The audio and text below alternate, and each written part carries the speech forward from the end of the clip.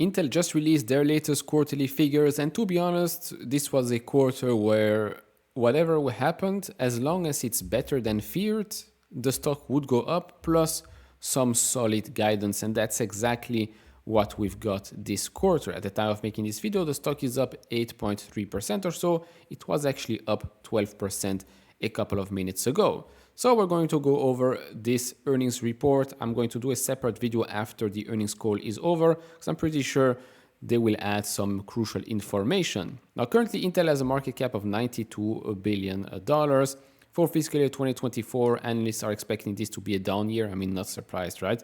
Sales to be down 3.5% approximately, and EPS to be down 75.5% year over year. And then if we look at fiscal 25 and 26, acceleration of the top line, not by much, but then the bottom line should explode basically. You're growing 335.7% in fiscal year 2025, then another 58.8% in fiscal year 2026. Now, going into this report, the average analyst price target was 15% higher than the price we're at today. Of course, in the follow-up video, we're going to see what the difference will be once analysts probably update their price target in the next 24 hours.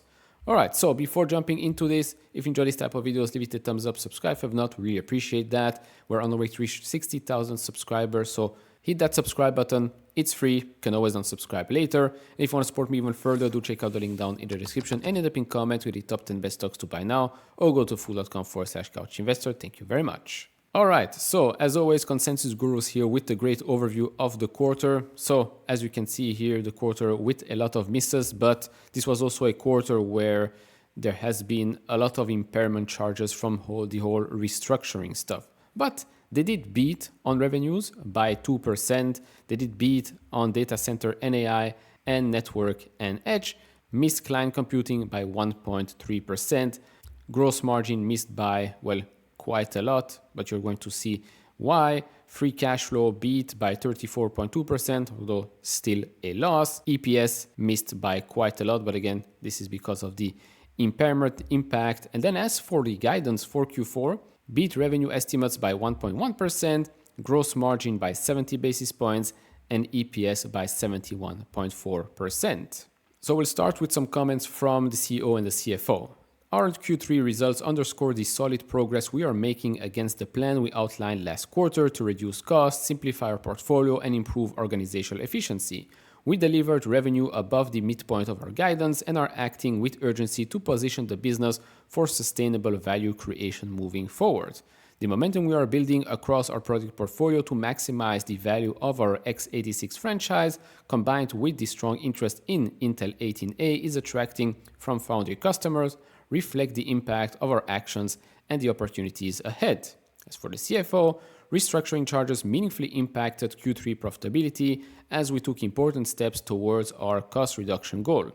The actions we took this quarter position us for improved profitability and enhanced liquidity as we continue to execute our strategy. We are encouraged by improved underlying trends reflected in our Q4 guidance. So for those that missed the report 3 months ago, this was basically the whole restructuring thing. If you want to read it all, pause the screen. And this is basically what they showed us right now. So over $10 billion reduction plan, non-GAAP R&D and MG&A, you can see for 24-25.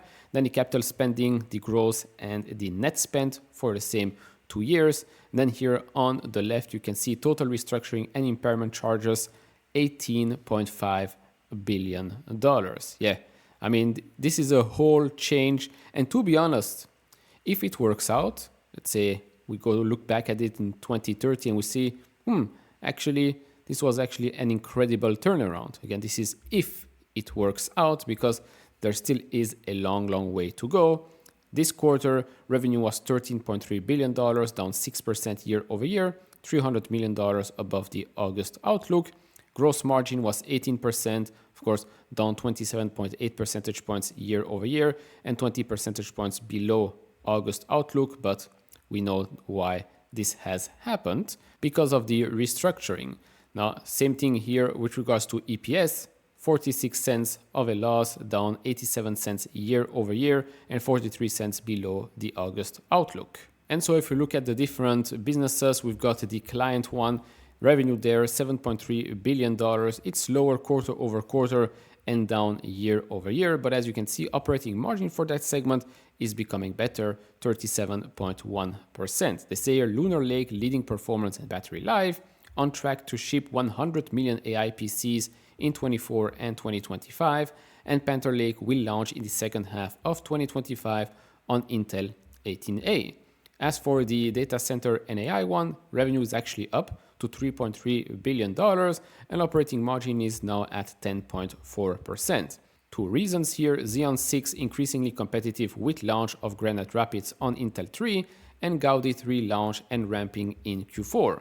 As for Nex, nice little surprise, up quarter over quarter $1.5 billion with operating margins of 17.7% compared to 6.9% same quarter last year and 10.3% last quarter with operating income of $300 million. Here they say inventory environment improving, early stages of 5G recovery, and well positioned for inferencing at the edge. Then moving on to basically the future of Intel, right? It's Intel Foundry, $4.4 billion of revenue for the quarter, but then you've got here a big loss of $5.8 billion. But in that $5.8 billion, you've got a $3.1 billion impairment impacted loss. So yeah, it would have been $2.7 billion. They say here Intel 18A technology progressing well, several foundry wins, and awarded $3 billion for Secure Enclave. We've talked about that a couple of weeks ago. As for the other two companies, the Intel companies, right, we've got Altera and Mobileye. For Altera, revenue came in at $412 million with an operating income of 2.2%. They're approaching a $5 billion pipeline for Agilex family, Agilex revenue growing over 3x in 2024, and Agilex 5 launching by end of year. As for Mobileye, they actually reported before the market opens on Thursday. Revenue there came in at double beat, by the way. Revenue $485 million, operating margin of 16.1%. The most important part here is Q3 free cash flow exceeded operating income. Moving to Q4 2024 outlook, they expect revenue to come between $13.3 to $14.3 billion. That means that revenue will be down $1.6 billion year over year. As for gross margin, getting closer to that 40%, 39.5% for Q4, still down 9.3 percentage points year over year, and EPS expected to be 12 cents, down 42 cents year over year, and as we've seen before, beats across the board for guidance.